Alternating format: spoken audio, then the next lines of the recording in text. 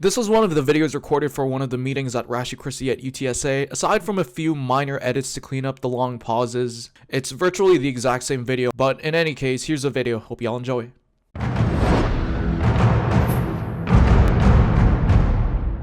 All right, good evening, everyone. It's my pleasure to introduce Dr. Russ Breault, one of the world's most recognized experts on the Shroud of Turin, the linen cloth believed by millions to have wrapped the body of Jesus in the tomb. Dr. Breault has been researching, teaching, and lecturing on the Shroud for over 3 decades, delivering his acclaimed Shroud Encounter presentation to universities, churches, and audiences across North America. He has served as an expert in nationally televised documentaries on CBS, the History Channel, EWTN, and more, and has participated in international research symposia and public exhibitions in Turin, Italy. As president and founder of the Shroud of Turin Education Project, he continues to advance understanding of this remarkable artifact for new generations. Buckle up as we take down the radiocarbon dating with wide-angle X-ray scattering. So please join me in welcoming Dr. Russ Breault. Thank you, Apollos. Appreciate it. Well, anyways, I am incorporated as the Shroud of Turin Education Project.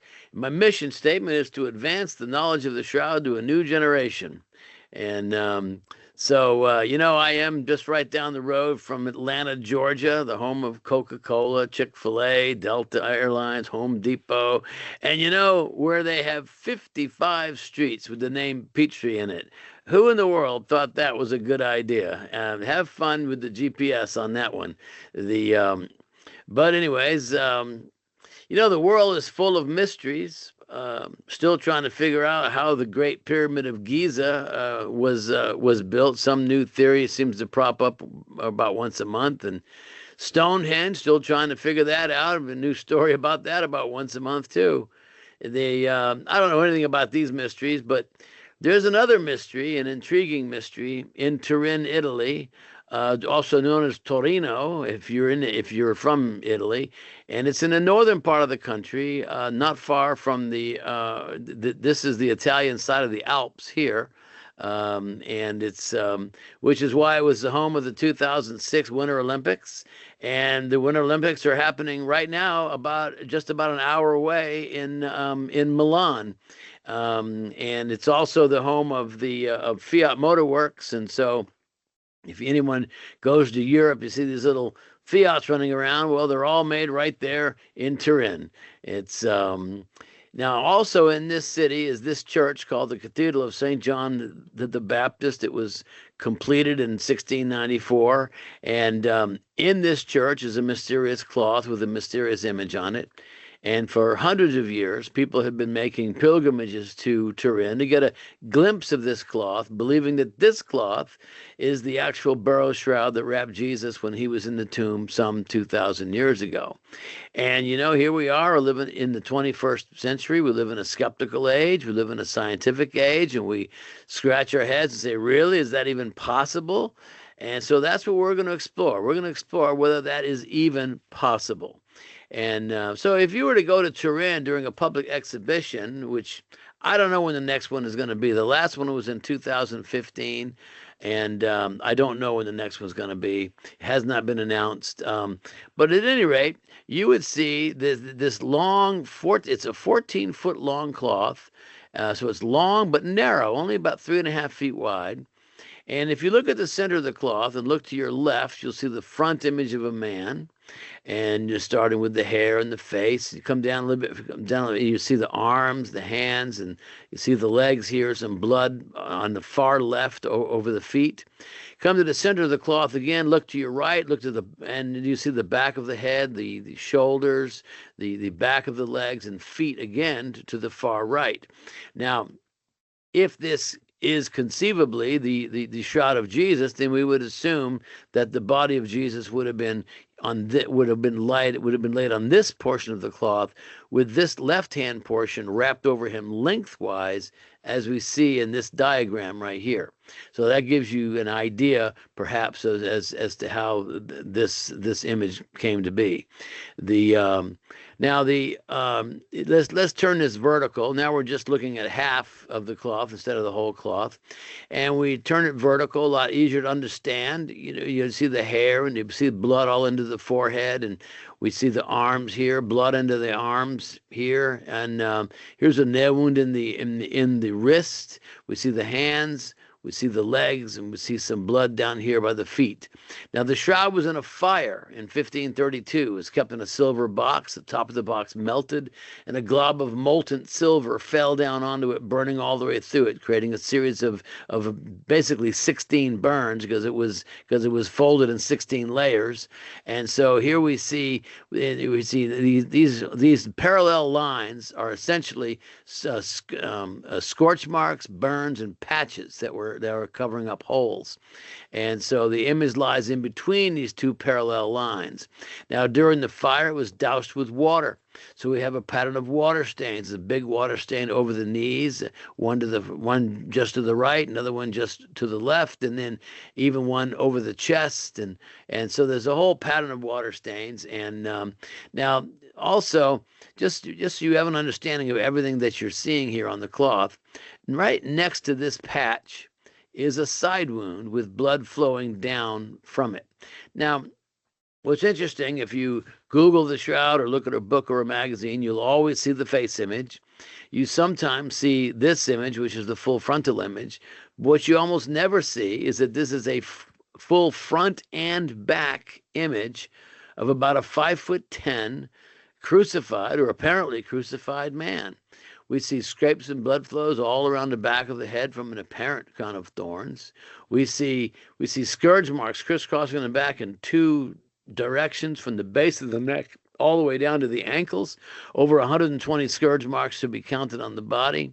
You see blood across the small of the back here from that side wound. We see the back of the left leg here with the bottom of the left foot planted firmly against the cloth, with apparently two exit wounds for two nails, certainly an exit wound here with blood trailing off from it, and then we think a second exit wound here. And then we see the back of the right leg somewhat elevated above the left leg, with the bottom of the right heel here as if one foot was placed upon the other. So now you have an understanding as to why so many people over the centuries have been intrigued, could this be the image of Jesus? Well, if you're going to ask that question, you're going to have to start with Scripture. And I like to use this verse. Hold on. This is John chapter 20, verses 1 through 9. And I pose this question: what did they see? Early Sunday morning, while it was still dark, Mary Magdalene came to the tomb and found that the stone was rolled aside from the entrance. She ran and found Simon Peter and me and said, "They have taken our Lord's body out of the tomb, and I don't know where they put him." Who's they? She's going to tell the apostles that the body is gone. So they must be either the Romans or the Jews. But wait a minute. Her first reaction is that someone has taken or stolen this body. Now she goes to, so now this verse goes on. We, meaning Peter and John, we ran to the tomb to see. I outran Peter and got there first and stooped and looked in and saw the linen clothes lying there. But I didn't go in. Then Simon Peter arrived and he went on inside. He also noticed the clothes lying there. And then I went in too and saw and believed. Believed what? Well, believed that he had risen. I mean, that was the rumor throughout all of Jerusalem that this Jesus was rise again on the third day. It's a rumor that Jesus started. And so that's why they had a band of Roman soldiers placed out in front of the tomb to prevent someone from stealing the body and claiming a resurrection. And so, it's interesting, Peter in the Gospel of Luke, it says Peter walked away wondering. He wasn't quite sure what he saw. But John, he knew immediately what he saw. He knew that Jesus had risen, because that's exactly what Jesus said what would happen. And so, it's interesting that this is from an apologetic argument. This is really kind of important for your group, is that John becomes the first of the apostles to believe in the resurrection. And that belief was based on the evidence of the linen shroud lying there in the tomb. That's significant. And it would be hard to us to think that this cloth left in the tomb was only meant for the benefit of Peter and John. No, that's not possible. It was meant for the whole world throughout all generations. Now, it's interesting, though, that John Calvin in 1543 raises a prominent objection, and I'll just quote you from his book. He says, "How is it possible that those sacred historians who carefully related all of the miracles that took place at Christ's death should have omitted to mention one so remarkable as the likeness of the body of our Lord remaining on its wrapping sheet? This fact undoubtedly deserved to be recorded." And it's a reasonable objection, but it's kind of easily answered when you understand the tenor of the times. And James was killed in 44. The same year they tried to arrest Peter and kill him. When the Gospels were written 20 to 30 years after the events in question, persecution was in high swing. And there was a thing called the discipline of the secret, which means it was a recognized duty of a Christian to use carefully veiled languages. You weren't going to broadcast the fact that you had in your possession the actual burial sheet that bore the blood of the atonement, and it's no, that's not going to be mentioned because for fear of launching a search and destroy mission to find it and destroy it. So it's not unreasonable that there's no mention of the shroud past Easter Sunday. But now let's go past Constantine a couple hundred years, and now we're into the 6th century, and this is called the Mozarabic Rite of Holy Week. And this is liturgy that is brought to Spain by a group of Arab Catholics. And this is how they translate John chapter 20, verses 5 and 6, which we just read. This is how they translate it. Peter ran with John to the tomb and saw the recent imprints of the dead and risen man on the linens. Well, now that's interesting, because that's not in your translation of John chapter 20, but that's how they chose to translate it. Why would they do that? Unless it was based on something that they had seen, had heard about, had knowledge of, or perhaps passed down through oral tradition. And so this becomes a very important piece of literature here. Though then, now I'm sure you all know that that Jesus was Jewish, right? So we have to look at Jewish burial customs, and it says this: the Jewish tradition recognizes the democracy of death. It therefore will demand that all Jews be buried in the same type of garment, a simple white shroud. So get out of your mind any notion that the Jews wrapped their bodies, the bodies of their dead, in strips of linen like some kind of mummy. No, that's an Egyptian thing. It's not Jewish. But the scriptures are confusing. So I'm going to put up all 4 Gospels here, and you'll see what I'm talking about. John 19:40 says that Jesus was buried according to the burial customs of the Jews. Here's all 4 Gospels. It says in John 19:40 he was bound in strips. Well, there you go. That proves it. He was wound like a mummy. Well, not so fast, because Matthew says he was wrapped in a clean linen cloth. Luke says that he wrapped the body in linen. Mark says and then he bought fine linen and took him down and wrapped him in the linen. Only John mentions strips, and not in all translations.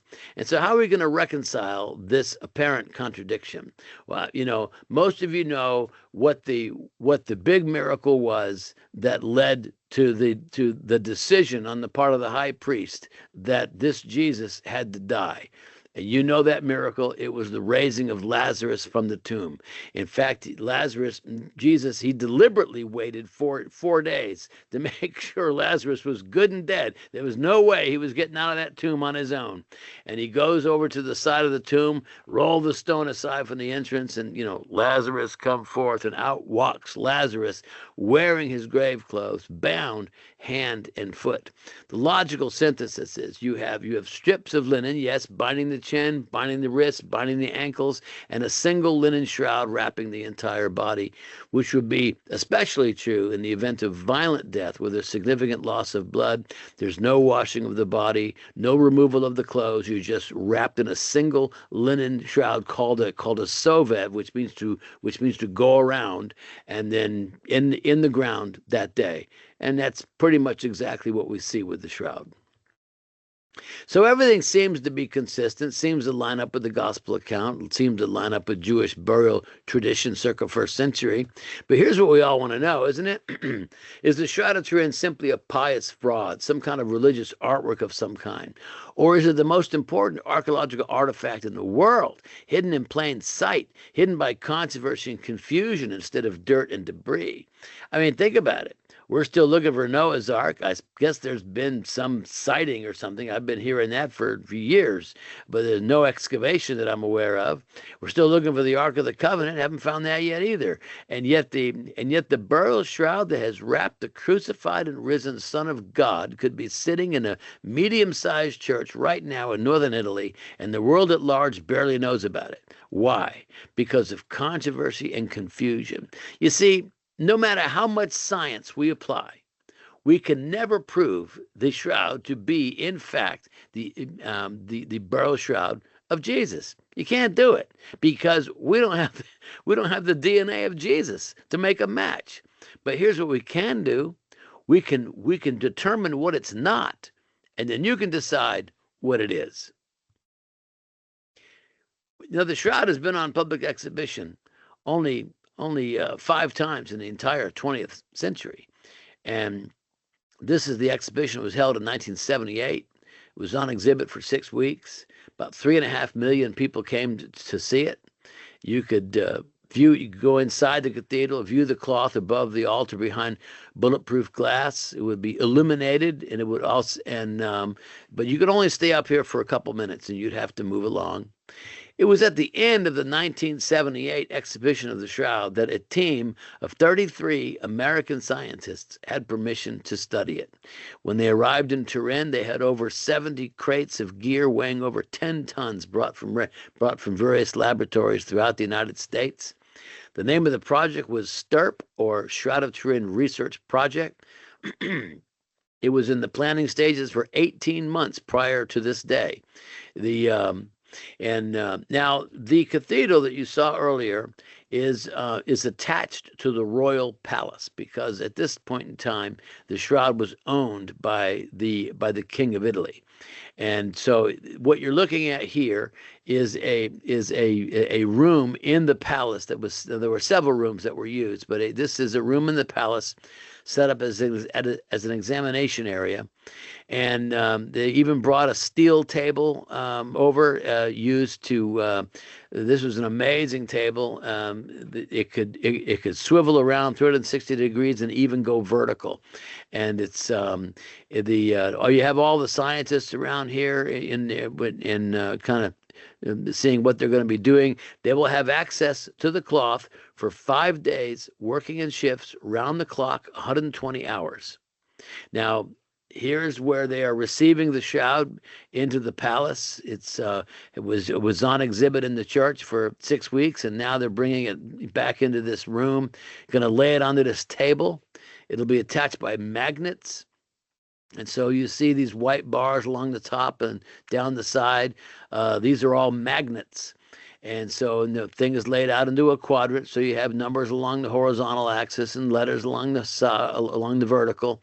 And now every section of the shroud was photographed at different levels of magnification. And as well as illumination. So they did, the infrared to ultraviolet, this is called X-radiography. They scan the entire cloth with this. This will identify any anomalies in the weave itself, and this is infrared thermograph imaging, which determines the influence of heat. Could it be the result of heat? And then this is reflectance spectroscopy, and this determines the nature of any particle that might be on the shroud. So Other tests that were performed included scanning photography from infrared to ultraviolet, X-ray fluorescence spectrometry, particle analysis, blood analysis, and microchemical analysis. So what's your takeaway? They collected a lot of data. Now, the shroud poses this very significant either-or proposition, and that's this. Either the Shroud of Turin is the burial shroud of Jesus, or it's not. And if it's not, well, then what is it? If it's not authentic, then it must be the work of human effort, somehow, some way, either as a deliberate work of art or as just some astonishingly creative hoax. So it's either one or the other. There's absolutely nothing in between. It either is or it isn't.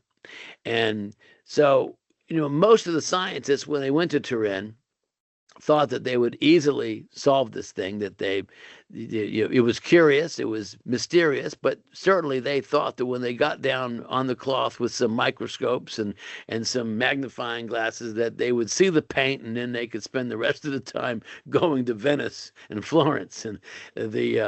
But that's not what happened. In fact, here's the concluding statement of the Shroud Project in 1981, after 3 years with the data. Says, "We can conclude for now that the shroud image is that of a real human form, of a scourged, crucified man. It is not the product of an artist. The bloodstains are composed of hemoglobin and give a positive test for serum albumin." So now the plot certainly thickens. So, if you're going to do a research paper on the shroud, you might consider it. It's give you a good reason to learn more about it. But you'd probably start here with the shroud as an ancient textile. Now, remember I told you how the shroud was in a fire in 1532, and it was, and as a result of the fire, you had all these holes all over the cloth, and so they had to attach it to another cloth called a backing cloth, and so we see the backing cloth, a much brighter cloth, newer. It's a standard 1-to-1 pattern weave. The shroud is a heavily yellowed cloth with a very distinctive 3-to-1 herringbone pattern weave. Now, it's doable in first century using first century loom technology, but it's expensive to do and therefore rare. One of the key attributes of it is that this type of weave adds a lot of strength and durability, and maybe one of the reasons why the shroud has lasted as long as it has. But there's certainly nothing to suggest that the shroud could not be first century from the standpoint of a textile. Well, here's what we all want to know, right? What caused the image? Is it the work of an artist? If yes, how was it done? What substances were used? If you look underneath the shroud, you'll notice several things. You'll notice the blood, which soaks all the way through. You'll notice the burns, which burn all the way through. You'll notice the water stains, which also soak all the way through. But the one thing you will not see on the other side of the cloth is the image of the man. The image of the man is a purely superficial phenomenon affecting only the top 1 to 2 microfibers, not threads, microfibers. Each individual thread is made up of about 200 microfibers. So that means this image, wherever the image resides, only affects about 1% of a single thread. It's astonishingly superficial. I'm going to show you some images here in just a second. So on your left is rust left from an old tack.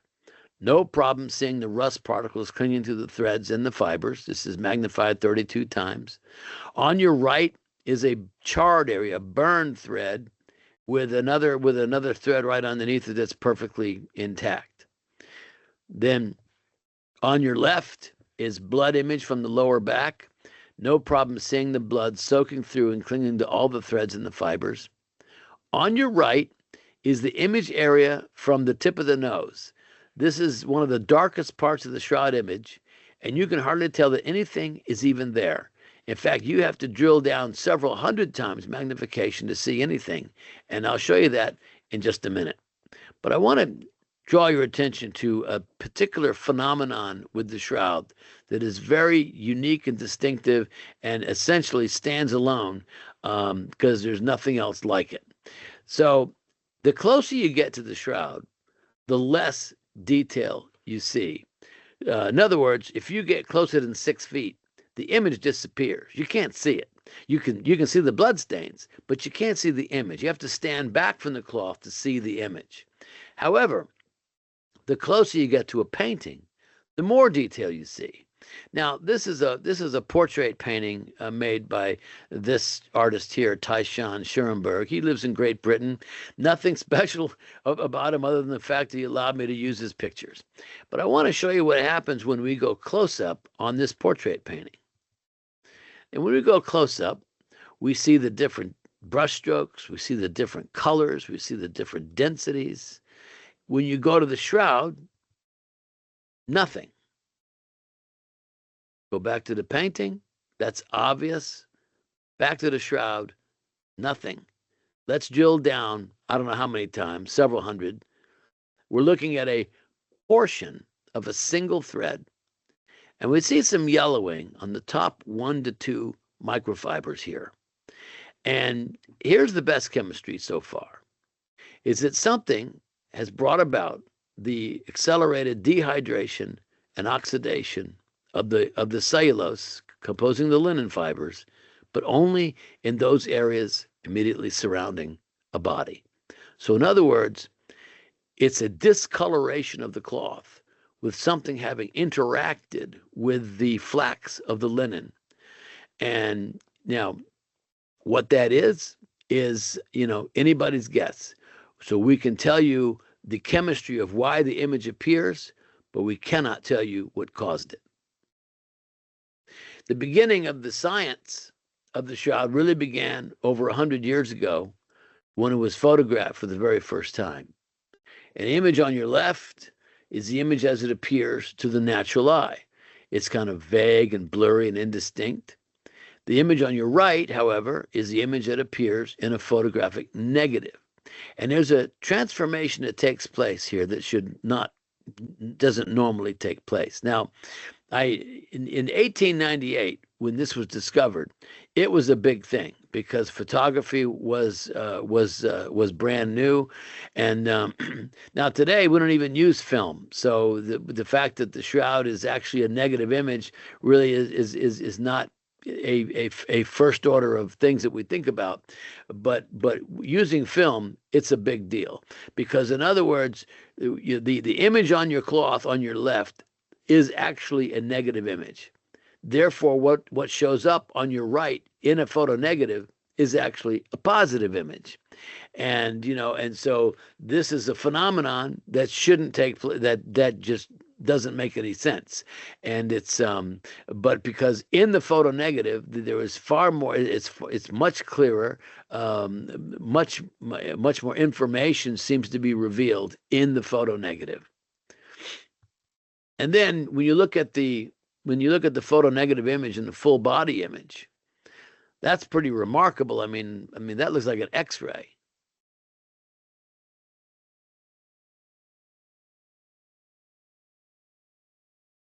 Now this is at the Brooks Institute in Santa Barbara.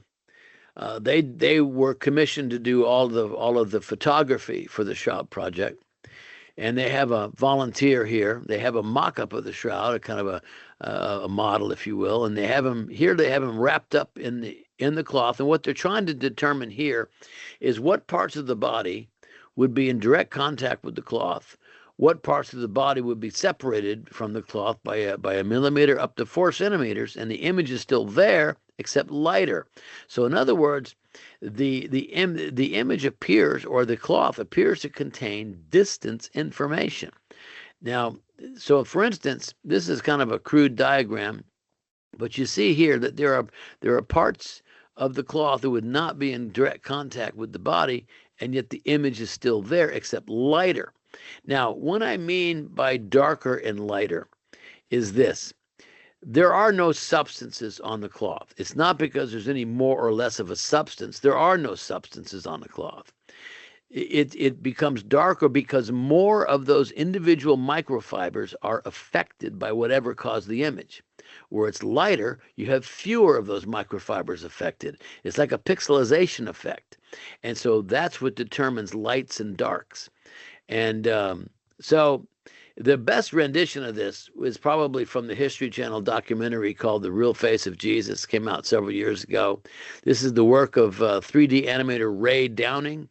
And you know, he's extracting a three-dimensional image from a two-dimensional surface, because the information, or what he calls it the instruction set for this image, is somehow embedded or encoded into this cloth. Here's another view. And then he's also a skilled artist, and so this is his rendition of what Jesus would have looked like based on the shroud. And now you've probably seen circulating in the past year or two AI images of Jesus. And so this is what AI says Jesus looked like. This is based only on the shroud, not bringing in other painted images or anything else. And then you compare this, they really compare quite favorably to each other, I think. So, but we move on. What about the blood? What evidence is there to prove that the blood on the shroud is actual blood and not just paint? Well, in fact, the blood stains test positive for 13 different blood components, including bile, bilirubin, serum albumin, hemoglobin. And now serum bilirubin is an interesting one, is because bilirubin is a breakdown component of the red blood cells that occurs during conditions of severe stress. And I would think crucifixion might qualify. Now, the total pattern of blood chemistry, this is from Dr. Alan Adler, one of the blood chemists. He says that the blood marks seen on the shroud are consistent with the contact transfer to the cloth of blood clot exudates that would have resulted from major wounds inflicted on a man who died upright as a result of crucifixion. Now, interesting, he calls them blood clot exudates. It's because what we see on the shroud is blood components. We don't see whole blood. We see what he calls is literally the exudate from actual wounds, and it's not painted blood, nor is it fresh blood. It's actually blood that was in the process of clotting on the body and then wrapped in a shroud, which would actually correlate with the time frame of Jesus, you know, dying on the cross, and then within an hour or so being wrapped in a shroud and laid in the tomb. He also says that all the wounds inflicted when he died upright, because all the blood stains show evidence of gravity, where this man was in a vertical stance when these wounds occurred. So let's look at all the characteristics of the image. It's superficial, penetrates only the top 2 microfibers. There's no directionality, such as with brushstrokes. There's no outline to the image. There's no cementing of fibers, as with paint. It's uniform in intensity, top to bottom, front to back. You think you need a piece of technology to do something like that. There's no variations in density, as with known artworks, like we saw that example. There's no particles between the threads, such as the dust rubbing. There's no capillary action, nothing to indicate that liquids were applied to the cloth to bring forth the image. There's no paint binder present, nothing to bind any substance to the cloth. It's a negative image with distance and information encoded. It's blood from actual wounds. Human male DNA, we found that out in 1995 by analyzing a blood particle from the back of the head, and it very degraded, but we could determine that it was at least human male DNA. And no image under the blood. Now that's interesting. No image under the blood. If there's no image under the blood, then that means the blood was on the cloth first, followed by the image. So when did the image get there? I don't know. Maybe 3 days later. All I know is later. You see, now that makes sense if it's authentic, because Good Friday followed by Easter Sunday, but it makes no sense as the work of an alleged artist. I mean, why would anyone in their right mind craft a whole pattern of bloodstains over the course of the entire body and then try to craft your image around it? No one would do that. In fact, I think it would be impossible. Now, this is very, very significant. Now, when you look at this cloth, then, frontal image on your left, dorsal image on your right, whether or not the shroud is authentic, this is astounding. This is absolutely phenomenal. There's nothing else like it. It stands singular and unique throughout all of human history. Nothing similar before it, nothing similar after it. So is it just an artwork? Who's the artist? How did he do it? Why nothing else to his credit? Why can't we replicate it even today? Now, history in 60 seconds. Legend and folklore talks about a mysterious cloth with a mysterious image of Jesus being brought from Jerusalem to ancient Edessa in the first century, brought there by the apostle Jude Thaddeus. And this cloth bearing an image of Jesus remains there until 944, when it is taken to Constantinople. And then in 1204, Constantinople was invaded by the French and the Venetians, called the Fourth Crusade, and the shroud mysteriously disappeared. And it goes underground for about 150 years, and then reappears in Lorraine, France in 1353, moves to Chambéry, France in 1450, ultimately to Turin, Italy in 1578. That's your assumed historical trail if the shroud is authentic. But I got to tell you, folks, we got a problem, and that problem is called carbon dating, and it was carbon dated in 1988, and they said it had a date range of 1260 to 1390. So I guess that's the end of this lecture. So, well, maybe not so fast. Maybe we'll see what happened versus what was supposed to happen. And that's always interesting. So the original protocol that was agreed to in 1986 was completely ignored. They were supposed to cut at least 3 samples from 3 different locations on the shroud. They didn't do that. So what did they do? Now, this is the general area that was cut for carbon-14. You see this big chunk that was cut on the far left, and there's another big chunk on the far right as well that was cut off. And you see at this point, from 1453 until 1983, that's 530 years. It was owned by it was in private ownership, owned by the Savoy family, and all the kings of Italy came out of the Savoy family either by blood or by marriage. And so it appears that in the early 1500s, one of the Savoys went a little crazy, started cutting off chunks of the shroud, as you see here on the far left, and to cut this up into little snippets. And these little snippets would be given out to there would be royal gifts because the shroud would have been considered a first-class relic. And so let's drill a little bit further into this corner. So now we see that this is the section that was cut out in the 1500s. This little section here was cut out in 1973 for textile analysis. Now this is 1978 photography, so the cloth hasn't been cut yet for carbon dating. That's on purpose, so you can see where the sample was cut, right in this darkened area, right adjacent to this seam.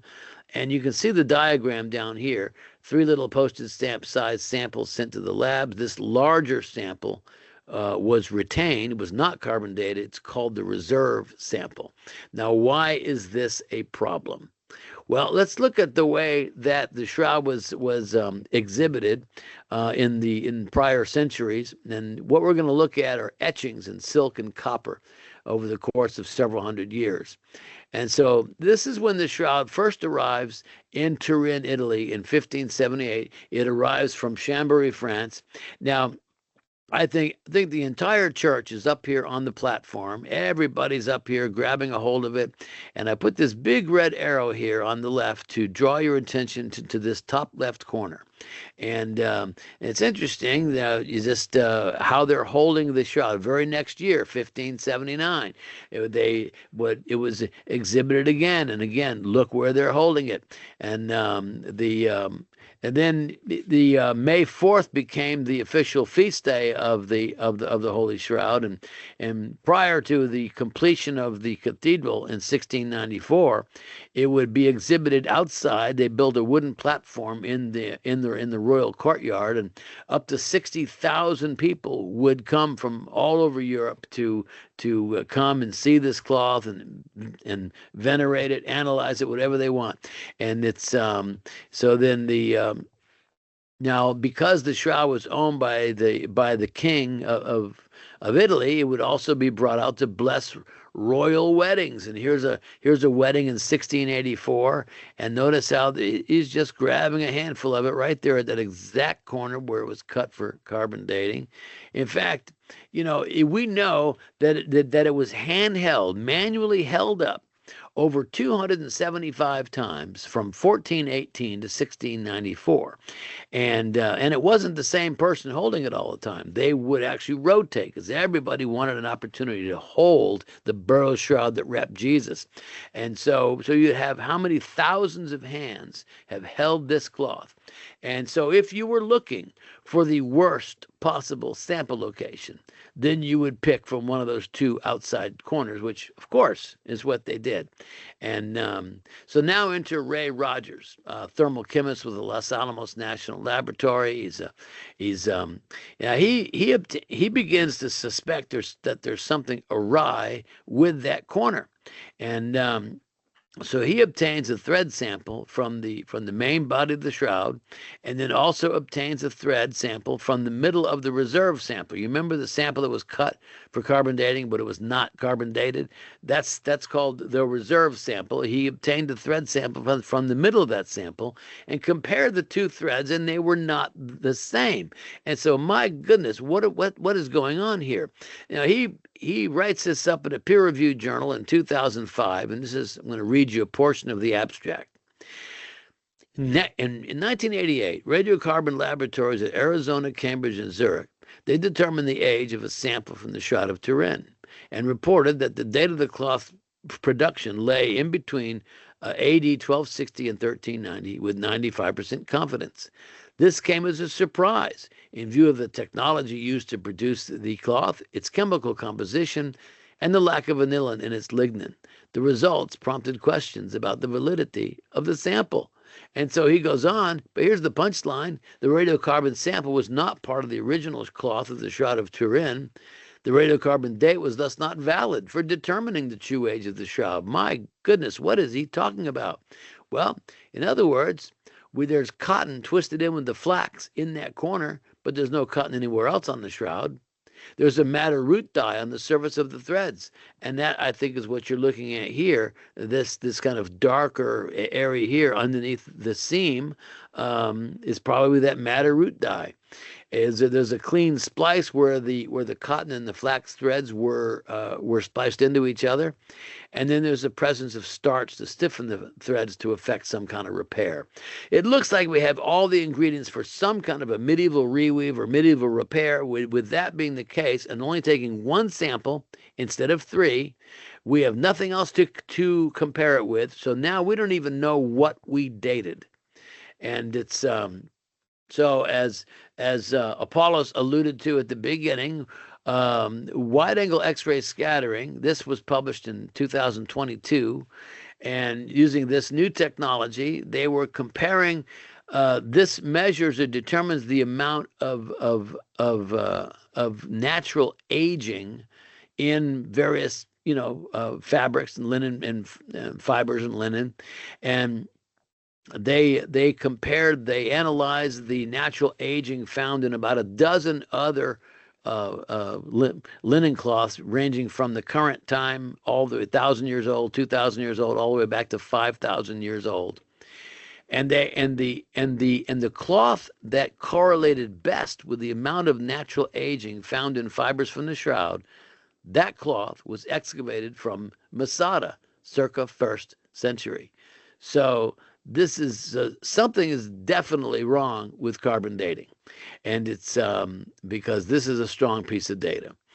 Now, we need to look at the historical chart a little bit closer now, because what evidence is there to prove that the shroud existed prior to the date range indicated by carbon dating? And then we looked at this slide earlier, and this, Edessa to Constantinople to Luray. And, what's interesting is that the cloth was brought to Edessa. It was displayed there, but the king of Edessa, he died eventually, and persecution hit that part of the world, and so this cloth, whatever it was sealed up in a wall and literally forgotten about for hundreds of years. And in the year 525, a flood hits that city. And in the rebuilding of the city, they rediscover in this, walled up on a wall, a mysterious cloth with a mysterious image on it. It was probably rolled and kept in some kind of a clay pot, and much like you would think of the Dead Sea Scrolls. But when this cloth is revealed, it is called the true likeness of Christ, not made by human hands, and so it becomes known simply as the true likeness. Now, from this point on, from the early 6th century on, all of your Byzantine Orthodox icons of Jesus change. And they change dramatically to conform with the true likeness, with long hair, large eyes, full beard, long flattened nose. And now when we look at images of Jesus prior to the 6th century, these are from the catacombs in the 2nd and 3rd centuries. We see Jesus clean shaven, short hair, he is the good shepherd here.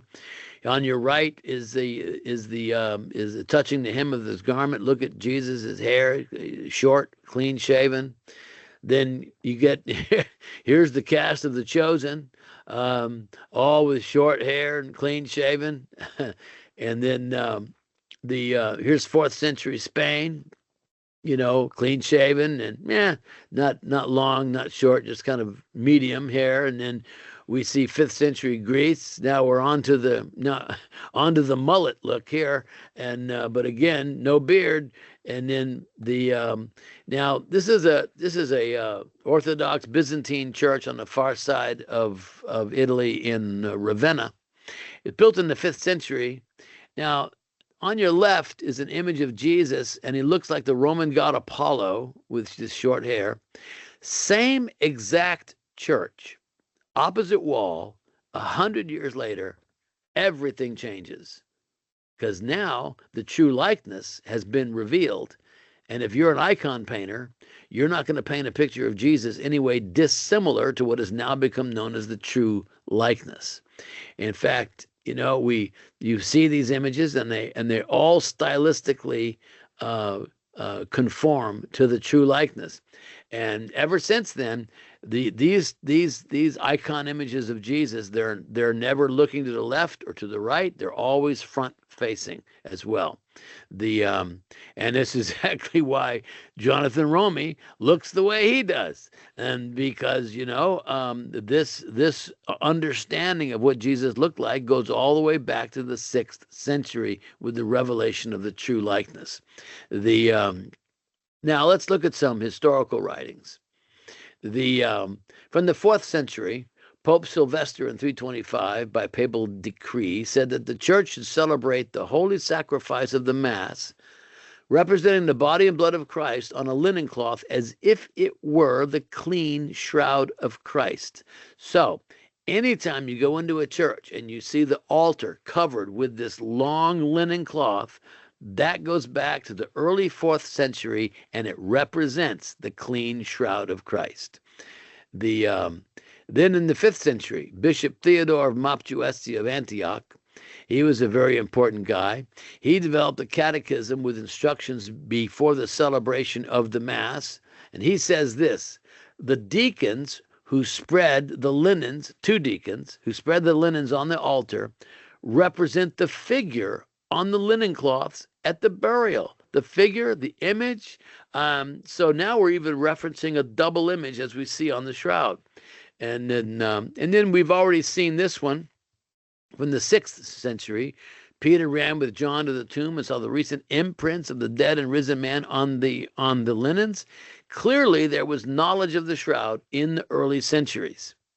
Now, one of the criticisms is that the image of Edessa, the true likeness, was often just seen as being a face image. That's true, but it was also described as being doubled in 4. If you double the shroud in 4, all you're going to see is just the face image. Here's a quote from the 8th century. King Abgar received a cloth on which one can see not only a face, but the whole body. So now we know we're not talking about just a face image. Here's from the 8th century as well, from Pope Stephen III.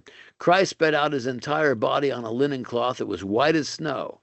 On this cloth, marvelous as it is to see, the glorious image of the Lord's face and the length of his entire and most noble body has been divinely transferred. Here's some references from the 6th to the 10th centuries. The 6th century, the divinely wrought image which the hands of men did not form. 9th century, the city of Edessa, in which there was preserved a blood-stained image of the Lord, not made by hands. Anytime you see that phrase, not made by human hands or not made from the hands of men, this is hearkening back to the 2nd commandment about not making any graven images. It's them saying, look, we didn't do this. We don't know who did, but it certainly isn't us. So if the implication is, if man didn't make it, then who did? Now, some of the early descriptions of the shroud from the 10th century is described as a moist secretion without pigment or painter's art. That's beginning to sound something very familiar from the Shroud project. The 10th century, again, he was barely able to make out an outline, and we've already talked about how superficial the image is and how faint it is. So, and apparently that was the case even back then. Now, in 1201, this is Constantinople. It says, in this place, the naked Lord rises again, and the burial linen can prove it. Now, 1204 is the lowest point in church history. This is the 4th Crusade. It should have never happened. It's the sack of Constantinople. And the Crusaders were supposed to go to the Holy Land to liberate the Holy Land from Muslim control. And they had done a deal with the Doge, or the Duke of Venice, to build them a whole fleet of sailing ships to sail them down there. But they only came up with about a third of the men that they needed and a third of the money to pay for the ships. So they owed the Doge of Venice a big debt. And so what do you do in the Middle Ages when you need money? Just go sack another city. And so this is a very unfortunate. It was when the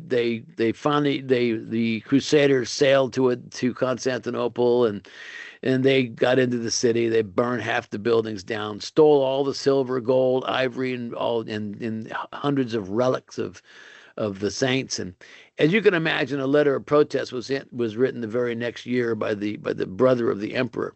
Here's how it reads. In April of last year, a crusading army, having falsely set out to liberate the Holy Land, instead laid waste the city of Constantine. During the sack, troops of Venice and France looted even the holy sanctuaries. The Venetians partitioned the treasures of gold, silver, and ivory, while the French did the same with the relics of the saints and, most sacred of all, the linen in which our Lord Jesus Christ was wrapped after his death and before the resurrection. This cloth was in Constantinople and was stolen in 1204 during the 4th Crusade. Now, this is no small point, is because 1204 is already older than the oldest carbon date of 1260, and it didn't just get there in 1204. It had been there for hundreds of years, at least since 944. So you look at ancient liturgy, historical references, influence on ancient icon images, all point to one conclusion, that the shroud dates to at least the 4th century. Now, is there anything else that can corroborate this trail? Well, there's a whole pattern of pollen all over the cloth, and by looking at the pollen, you could determine where the shroud has been in its long history. And certainly, here's a quote from Avinoam Danin, is a professor of botany with the Hebrew University. He says, look, using my database of more than 90,000 plant locations, the place that best fits the assemblage of the plant species whose images and often pollen grains have been identified on the shroud is 10 to 20 kilometers east and west of Jerusalem. That's pretty specific. And then here's another interesting fact, is that the cloth is covered with limestone particles all over the cloth. And you have to magnify them 2,500 times in order to see a particle. But it's not just any kind of limestone. It's travertine aragonite limestone, which is the same limestone common to the tombs and hills around Jerusalem. And we also found particles of calcite. Now, calcite is an oxidized form of limestone, and they found it in 3 locations: on the nose, on the knees, and on the feet. And like, what would you expect from someone who walked in sandals and fell under the weight of the cross? Researchers went back to Israel in 1986 and took a bunch of soil samples from all around Jerusalem. And they were looking for a chemical match with the calcite that they extracted from the shroud, and they found their match at the Damascus Gate in Jerusalem. And so that's like ground zero. And so I'm going to stop here. Apollos, I want you to tell me how we are on time, because I'm looking at my clock. It says 7:39. And so what would you like for me to do? Yeah, for sure. We can keep going for like 5 or 6 minutes and then proceed to Q&A. All right. Let me just get through this part, and then we'll be able to conclude. And we'll go to Q&A. Is that good? Yep. All right, so thousands of people were crucified. How do you know it's Jesus? And it's a reasonable question. So the best way to answer that question is to compare the shroud with the gospel account and see how well they line up. And certainly the most distinctive feature of the crucifixion of Jesus was the crown of thorns. It was a singular mockery for the man who claimed to be king of the Jews. Now, this image on your left, we've put in the color red everywhere where blood has proven to exist. And there's blood all into the hair, forehead, nose, mustache, beard. And it's and on the right side here, this is a black and white photo for contrast enhancement. You see scrapes and blood flows all around the back of the head. So probably because the crown of thorns looked a little more like this, just kind of a cap of thorns jammed onto his head. And this is what the scripture says. And then they twisted together a crown of thorns, and they set it on his head, and they put a staff in his right hand and knelt in front of him and mocked him. Hail, King of the Jews, they said, and they spit on him and took the staff and struck him on the head again and again. Can you imagine this? And then we know Jesus was severely scourged, and here we see on the scourge marks crisscrossing the body in 2 directions, just massively scourged.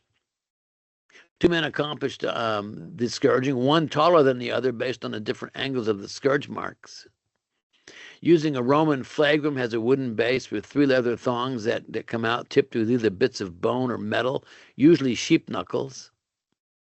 Grabbing some stills from the Passion of the Christ movie, people complained that it was too violent, but actually based on the shroud is pretty accurate. Now, the uniqueness of Christ's crucifixion is that he was both scourged and crucified. Now, usually, if you were scourged and released as a form of punishment, that happened to Paul about 5 times, as much as we know, and is recorded in Acts. And then, but notice this one of the 2 thieves here. He's right here. He's basically untouched. Here, Jesus is in the foreground, all scourged up. Why was Jesus scourged so badly? because Pontius Pilate, the Roman governor of Judea, didn't think Jesus was guilty of a crime worthy of capital punishment. He didn't want to kill him. And so the first thing he did, he sent him to King Herod. Herod sent him back. And then he tried to trade Barabbas, and that didn't work. And so finally he has him scourged to within an inch of his life, hoping that when this bloodied hulk of a man came walking back into the courtyard, that maybe they'd say, okay, that's enough. You don't have to kill him. But that's not what happened. So in spite of being brutally scourged, they still wanted him crucified. We see the nail wounds in the wrist here. This is interesting because today, through medical research, we know that a nail through the palm of the hand will not hold the weight of a crucified man. The nail had to be in the wrist in order to secure the body. But what happens is when the nail goes through the wrist, it partially cuts the median nerve, which runs up the arm to the brain, and that causes an involuntary reaction of the thumbs to jerk into the center of the palm. And at either points where thumbs could be visible, there are no thumbs visible, as you can see right here or here. And over under the feet, we talked about it earlier, the two exit wounds, certainly this upper wound here and possibly this one here. The legs aren't broken. What does that mean? Because the Jews did not want the bodies left on the crosses during the Sabbath, they asked Pilate to have the legs broken and the bodies taken down. The soldiers therefore came and broke the legs of the first man who had been crucified with Jesus and the nose of the other. But when they came to Jesus and found that he was already dead, they did not break his legs. These things happened so that the scripture would be fulfilled. Not one of his bones will be broken. And the legs of the man on the Shroud of Turin are not broken. Now the question is, why would they break the legs anyways? Because to speed the process of asphyxia. I'm going to go back a couple of slides. I want to show you something. Now you see this little wooden wedge here under Jesus's feet. This is accurate, is because they Romans would put a little platform, something for the crucified to actually stand on, so they could stand upon their nail-pierced feet to release the pressure from their chest, so that they could breathe. If they just hung from their wrists and weren't able to stand on the feet, they would just die within 30 minutes. And so again, remember, this was a spectacle. They wanted the crucified to stay alive as long as possible while they're dying. Imagine that. And the verse of scripture goes on and said, instead, one of the soldiers pierced Jesus' side with a spear, bringing a sudden flow of blood and water. And then here we see this is the side wound here, this elliptical shape. This clear area is in this blood stain. It's a separation of blood and blood serum, and that only occurs after death, when the heart is no longer beating and the blood is no longer circulating. Eventually, there's a separation between the red blood cells and the clear plasma, and so outflowed what appears to be. John called it blood and water, but it was probably blood and blood serum. So, and we see the post-mortem blood flow across the small of the back here. This is kind of from that side wound that puddled across the back, probably after they removed the body from the cross and laid him down on his back. So everything as far as the wounds concerned are perfectly identical to what we see in the gospel. But here's an enormous anomaly, and that's this. The shroud is a rich man's cloth, a very expensive cloth. And it would be to think that someone who was crucified, who died a criminal's death, was wrapped in that shroud is just ludicrous. It just doesn't happen. And in fact, it's so unique. It's a fulfillment of biblical prophecy from Isaiah 53:9. It says he was assigned a grave with the wicked and the rich in his death. How do you do that? Crucified, a criminal's death, in between two thieves, and yet wrapped in a rich man's shroud, placed in a rich man's tomb. And there are no stains of decomposition. This is an Egyptian burial tunic. There's about 75 of these at the Museum of Cairo. They all date to about the 2nd century. And the common denominator here are just large swirling stains of decomposition with the body decomposed through the cloth over the years. There are no stains of decomposition on the Shroud of Turin. So if there was a body in that cloth, it wasn't in there for very long. So what caused the image? Work of an artist? I'd love to meet him. Custom crucifixion, maybe. Maybe someone deliberately crucified someone during the Middle Ages to replicate or emulate what happened to Jesus. Maybe, but as far as I know, corpses don't make images on linen shrouds. At best, they make smudges. And so, what about resurrection? Because after all, if this is the Shroud of Christ, maybe we should explore that. And I'll just wrap it up right there, Apollos, because with some other things we can talk about resurrection, but I don't want to go over too much on time. Yeah, awesome. Thanks for that, Dr. Breault. That was fantastic. Let's give it a round real quick. I guess the first question comes from me.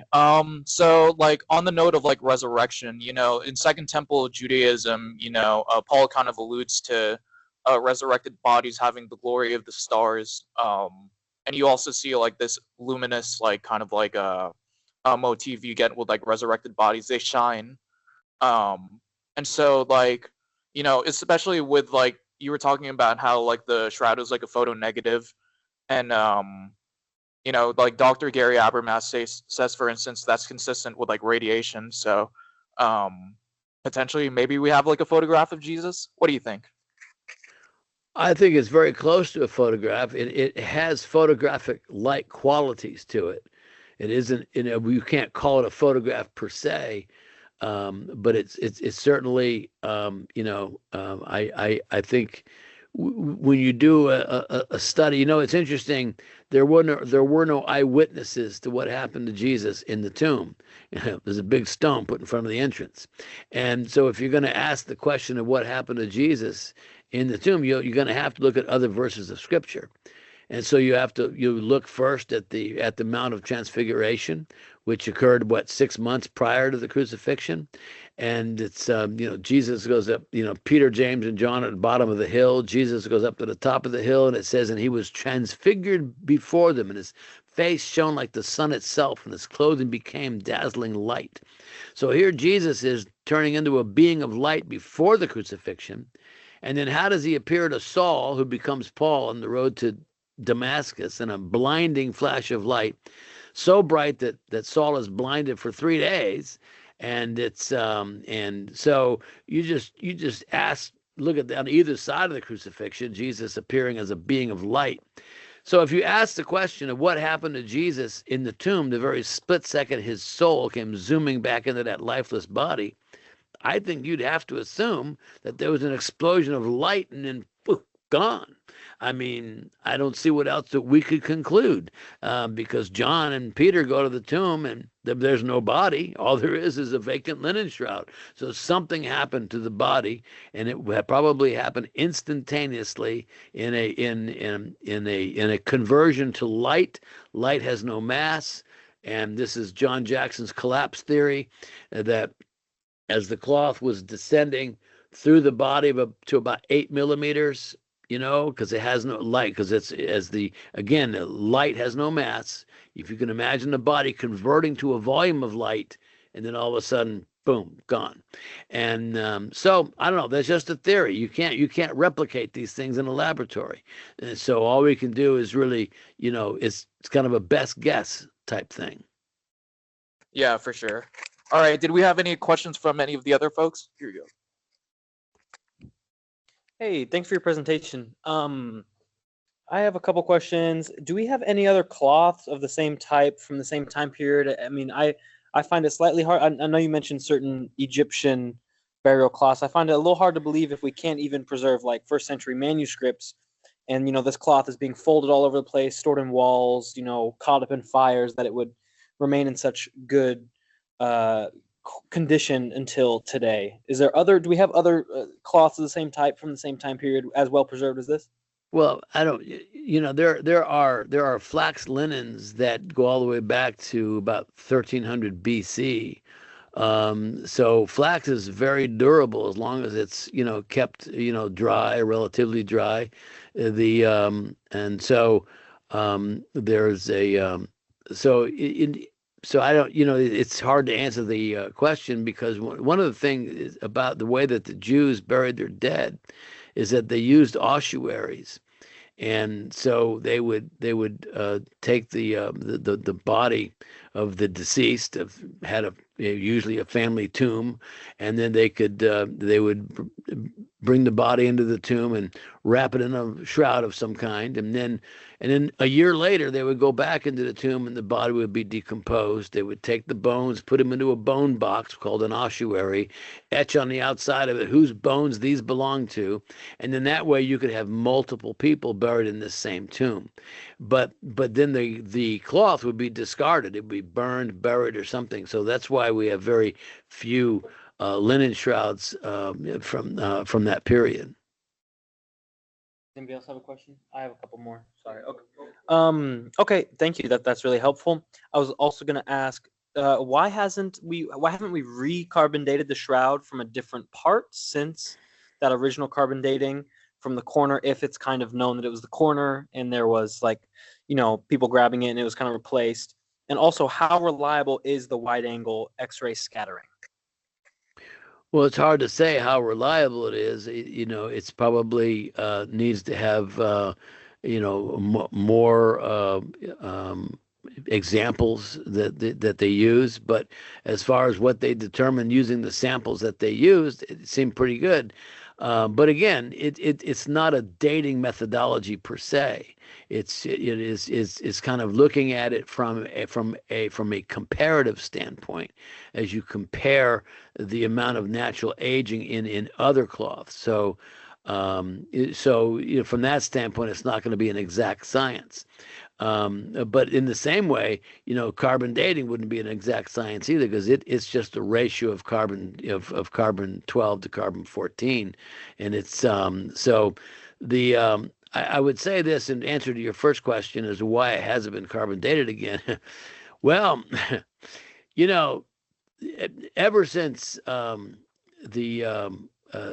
was it? And when did he leave? 1983. Sorry, I'm trying to get my dates together here. 1983, the last king of Italy was dying. And remember, it was owned by all the kings of Italy. And so, and he willed the cloth at that point to the Catholic Church, or specifically to the current living Pope. And so now we have a problem, is that the carbon dating, the number of samples chosen and the sample location was determined by the church. It was the Pontifical Academy of Sciences that determined how many samples and where that sample would be taken from. So now the church is in quite the conundrum, because it was their own, failure to follow the protocol is why we're in this mess now, with really not having an understanding of just how old this cloth is. Had they followed the original protocol, we would know a lot more. But this is where we are. And then so for the church to say, well, I guess we blew it in 88, we're going to have to do it again, that's not likely to happen. And so that's really the only answer. Gotcha. Thank you. That's really helpful. And I also just want to say thank you for your presentation. It was super informative and really good. I have I think we got to get out of here in 4 minutes. So sorry. One more question. Okay. Could you do a quick steel man of the best argument against the shroud? Like, is it the carbon dating, or would you be able to? Sure. It's absolutely the carbon dating, I mean, it's, so, until that is fully resolved, it's it's going to remain in question. Now, like I said, I think we've got some very good reasons to suspect the veracity of the carbon date. But I mean, really, a lot of people from the science community are not going to be satisfied until they carbon date it again. And so I don't have any idea if that'll ever happen. All right, I believe that was everyone for the. Okay, yeah, for sure. Hey, I think maybe the last one here. I don't know if you are aware of like modern genealogy kind of things like 23andMe and that sort, where they're able to kind of have common, I guess, traits that people have and kind of map that back towards almost like their ethnicity and stuff. Do you think there's any chance that blood samples from this could be mapped in that way, or is it just too degraded at this point? Well, the blood particle we had from the back of the head was very degraded, and we thought that would be the best place to pull it from, because, as you know, anyone who's ever touched the shroud, their DNA is on the shroud. So it's you'd have to, the first part you have to do is make sure that the DNA we have is actually the DNA of the man on the shroud, and not somebody else who just happened to touch it. And but I think as far as what we saw in the initial DNA, it's very degraded. I don't really think you could do it. All right, last call. I think that's everyone. All right, let's give it a hand. All right, thank you. Hey, listen, all right, Dr. Breault, do you have any check like out- websites you wanted to like plug Yep. in, or like any social media or books or publications? Yeah, I want you to check out my my website, shroudencounter.com. And I've written 3 books on the shroud, and the last 2 are kind of short and cheap and inexpensive, should I say? And my first book is very comprehensive. It's called Shroud Encounter: Explore the World's Greatest Unsolved Mystery. And the last 2 is I have them right here. This is a very short book. It's called Understanding the Shroud of Turin. It's just about 40 pages long. You read it in an hour. And then this is Beneath the Surface, a closer look at the Shroud of Turin. And this kind of gets into maybe your wheelhouse in terms of apologetics and scripture, prophecy, theology. And it's so those are available either on my website, Shroud Encounter, or on Amazon. And you're welcome to check those out. And if you really want to dig into the research, the mother of all websites is shroud.com. It's a great site to do research, and you can so if you ever going to do a paper on the shroud, you'll be using shroud.com a lot. Thanks for that. All right, let's give it one last time for Dr. Breault. All right. Thank you. God bless. God bless. All right. Okay. Thanks. Bye-bye now. You made it to the end of this video. If you enjoyed it, please hit like, subscribe, and that notification bell for more content. Got questions or ideas? Drop them in the comments below. Until then, next time, thanks for watching. This is Boy Paul signing out. Peace.